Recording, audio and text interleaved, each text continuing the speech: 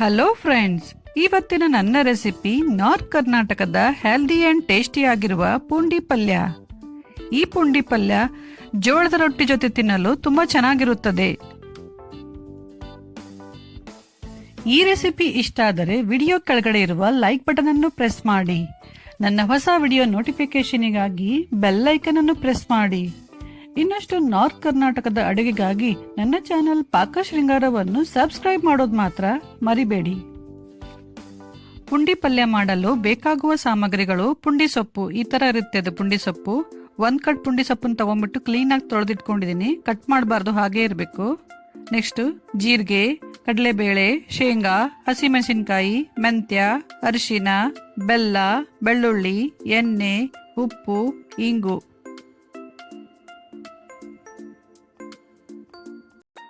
ಮತ್ತು ನುಚ್ಚು ಮಾಡಲು ಜೋಳ.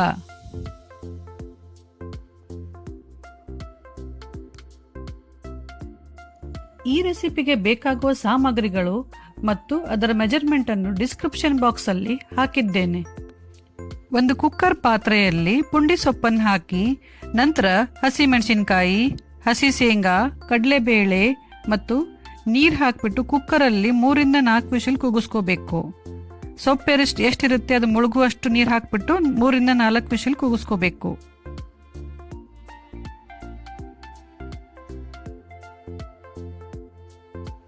ಸೊಪ್ಪು ಬೇಯುವವರೆಗೂ ನೆಕ್ಸ್ಟ್ ನಾವು ಜೋಳದ ನುಚ್ಚು ರೆಡಿ ಮಾಡ್ಕೊಳ್ಳೋಣ. ಅದಕ್ಕೆ ಜೋಳ ತಗೊಂಡ್ಬಿಟ್ಟು ಅದನ್ನು ಸ್ವಲ್ಪ ನೀರು ಹಾಕಿ ತೊಳಿಬೇಕು. ನಂತರ ತೊಳೆದ್ಮೇಲೆ ನೀರನ್ನು ಬಸಿದ್ಬಿಟ್ಟು ತಕ್ಷಣ ಮಿಕ್ಸಿಯಲ್ಲಿ ಹಾಕ್ಬಿಟ್ಟು ತರಿತರಿಯಾಗಿ ನುಚ್ಚು ಮಾಡ್ಕೋಬೇಕು.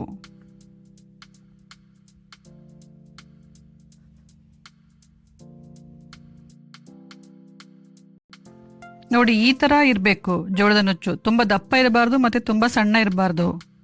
ನಿಮ್ಮ ಹತ್ರ ಜೋಳ ಇರಲಿಲ್ಲ ಅಂದ್ರೆ ಅದ್ರ ಬದಲು ಇಡ್ಲಿ ರವೆ ಅಥವಾ ಬಾಂಬೆ ರವೆ ಯೂಸ್ ಮಾಡ್ಬೋದು. ಸ್ವಲ್ಪ ಟೇಸ್ಟ್ ಚೇಂಜ್ ಆಗುತ್ತೆ, ಆದರೆ ಇರಲಿಲ್ಲ ಅಂತಂದ್ರೆ ರವೆ ಯೂಸ್ ಮಾಡ್ಕೋಬಹುದು. ಆಕ್ಚುಲಿ ಟ್ರೆಡಿಷನಲ್ ಮೆಥಡ್ ಅಲ್ಲಿ ಜೋಳದ ನುಚ್ಚು ಹಾಕಿ ಮಾಡ್ತಾರೆ. ಈಗ ಸೊಪ್ಪು ರೆಡಿ ಆಗಿದೆ. ನೆಕ್ಸ್ಟ್ ನಾವು ಸೊಪ್ಪಲ್ಲಿರುವ ನೀರನ್ನು ಎಲ್ಲ ಬಸಿದು ತಕ್ಕೋಬೇಕು. ಎಲ್ಲ ನೀರನ್ನು ಬಸಿಬೇಕು, ಯಾಕಂದ್ರೆ ಪುಂಡಿ ಸೊಪ್ಪು ತುಂಬಾ ಹುಳಿ ಇರುತ್ತೆ. ಅದಕ್ಕೆ ನಾವು ನೀರು ಬಸಿಯೋದ್ರಿಂದ ಅದರಲ್ಲಿ ಹುಳಿ ಸ್ವಲ್ಪ ಕಮ್ಮಿ ಆಗುತ್ತೆ. ಎಲ್ಲ ನೀರು ಫುಲ್ ಬಸದು ತೆಗಿಬೇಕು ಅದರಲ್ಲಿರೋದನ್ನು.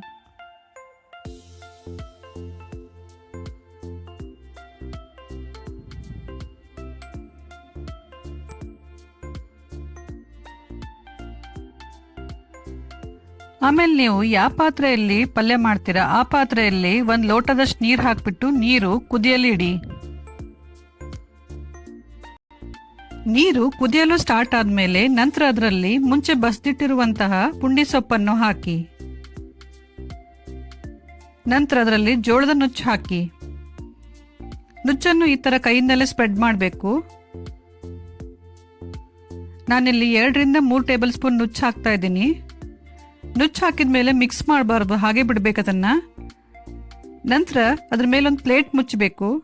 ಆ ಪ್ಲೇಟಲ್ಲಿ ಸ್ವಲ್ಪ ನೀರು ಹಾಕಬೇಕು. ನೀರು ಹಾಕ್ಬಿಟ್ಟು ಗ್ಯಾಸ್ ಸಿಮ್ಮಲ್ಲಿ ಇಟ್ಬಿಟ್ಟು 10 ರಿಂದ 15 ನಿಮಿಷ ಇದನ್ನ ಚೆನ್ನಾಗಿ ಬೇಯಿಸಬೇಕು. ಈ ಥರ ಪ್ಲೇಟಲ್ಲಿ ನೀರು ಹಾಕಿಡೋದ್ರಿಂದ ನೀರು ಬಿಸಿ ಆಗುತ್ತೆ. ಅದೇ ನೀರನ್ನು ನಾವು ಪುಂಡಿ ಪಲ್ಯಕ್ಕೆ ಯೂಸ್ ಮಾಡಬೇಕು.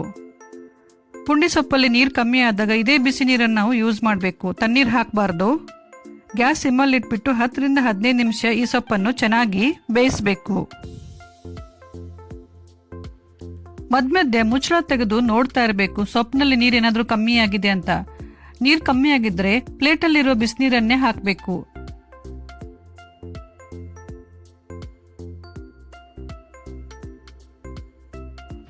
ಸೊಪ್ಪು ಮತ್ತೆ ನುಚ್ಚು ಕುದಿಯುವವರೆಗೂ ನಾವು ಬೆಳ್ಳುಳ್ಳಿನ ಜಜ್ಜಿಬಿಟ್ಟು ರೆಡಿ ಮಾಡ್ಕೊಳ್ಳೋಣ. ಒಂದು ಕಲ್ಲಲ್ಲಿ ಫಸ್ಟು ಮೆಂತ್ಯ ಮತ್ತೆ ಜೀರಿಗೆ ಹಾಕಿ ಕುಟ್ಟಿ,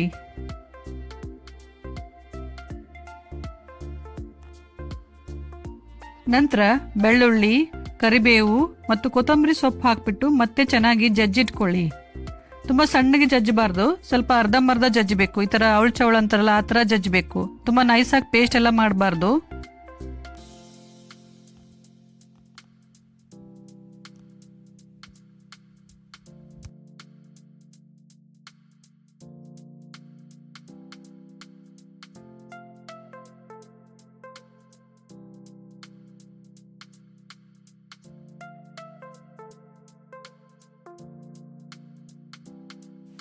ನೋಡಿ, ಈ ತರ ಆಗ್ಬೇಕು.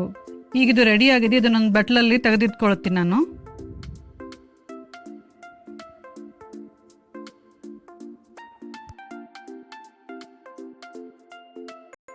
ಈಗ ಕುದಿತಾ ಇರುವ ಸೊಪ್ಪನ್ನು ಮುಚ್ಚಳ ತೆಗೆದ್ಬಿಟ್ಟು ಅದರಲ್ಲಿ ಕುಟ್ಟಿದ ಬೆಳ್ಳುಳ್ಳಿ ಹಾಕಿ, ನಂತರ ಇಂಗು, ಅರಿಶಿನ, ಬೆಲ್ಲ ಮತ್ತು ಎಣ್ಣೆ ಹಾಕಿ, ಉಪ್ಪು ಇವಾಗಲೇ ಹಾಕಬಾರ್ದು, ಉಪ್ಪು ಕೊನೆಯಲ್ಲಿ ಹಾಕಬೇಕು.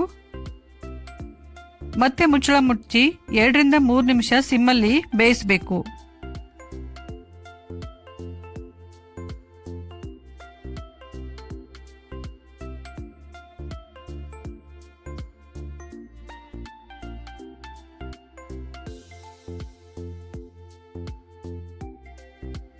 ಈಗ ನೋಡಿ 4 ನಿಮಿಷ ಆಗಿದೆ. ಸೊಪ್ಪು ಮತ್ತು ನುಚ್ಚು ಚೆನ್ನಾಗಿ ಬೆಂದಿದೆ.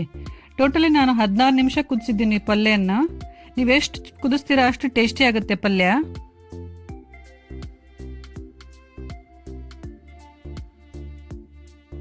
ಈಗ ಗ್ಯಾಸ್ ಆಫ್ ಮಾಡಿ ಪಾತ್ರೆಯನ್ನು ಕೆಳಗಡೆ ಇಳಿಸಿ, ನಂತರ ಅದರಲ್ಲಿ ಉಪ್ಪು ಹಾಕಿ, ಆಮೇಲೆ ಕಡ್ಗೋಲ್ನಿಂದ ಪಲ್ಯವನ್ನು ಚೆನ್ನಾಗಿ ಮುಗುಚಿ. ತುಂಬಾ ಜೋರಾಗಿ ಮುಗುಚಬಾರ್ದು, ಇಲ್ಲಾಂದ್ರೆ ಶೇಂಗಾ ಮತ್ತೆ ಕಡಲೆಬೇಳೆ ಒಡೆದೋಗುತ್ತೆ. ಸ್ವಲ್ಪ ಲೈಟ್ ಆಗಿ ಮುಗುಚಿ ಇಟ್ಕೋಬೇಕು.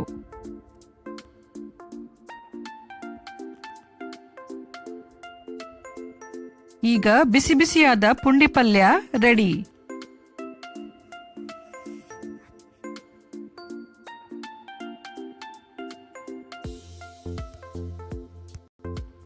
ಸೊ ಫ್ರೆಂಡ್ಸ್, ಈ ವಿಡಿಯೋ ನಿಮ್ಮೆಲ್ರಿಗೂ ಇಷ್ಟ ಆಗಿದೆ ಅನ್ಕೊಂಡಿದ್ದೀನಿ. ಇಷ್ಟ ಆದರೆ ದಯವಿಟ್ಟು ಲೈಕ್ ಮಾಡಿ, ಶೇರ್ ಮಾಡಿ, ಕಮೆಂಟ್ ಮಾಡಿ, ಹಾಗೂ ನನ್ನ ಚಾನಲ್ ಪಾಕ ಶೃಂಗಾರವನ್ನು ಸಬ್ಸ್ಕ್ರೈಬ್ ಮಾಡೋದು ಮಾತ್ರ ಮರಿಬೇಡಿ. Thank you.